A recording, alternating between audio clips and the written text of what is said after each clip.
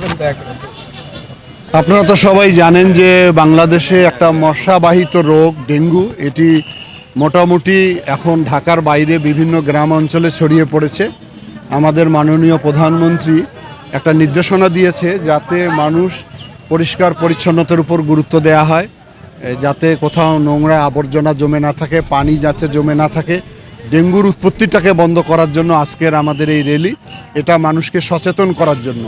এই সচেতনার উদ্দেশ্যে আমরা জেলার পক্ষ থেকে আজকে র্যালি করলাম এবং এটা ধারাবাহিকভাবে এই কার্যক্রম আমরা অব্যাহত রাখব, যাতে করে মানুষ তার নিজের বাড়িতে, দোকানপাটে, রাস্তাঘাটে কোথাও কোনো পানি জমিয়ে না রাখে এবং কোথাও কোনো ময়লা না রাখে। এটাই হলো আজকের কর্মসূচির মূল উদ্দেশ্য।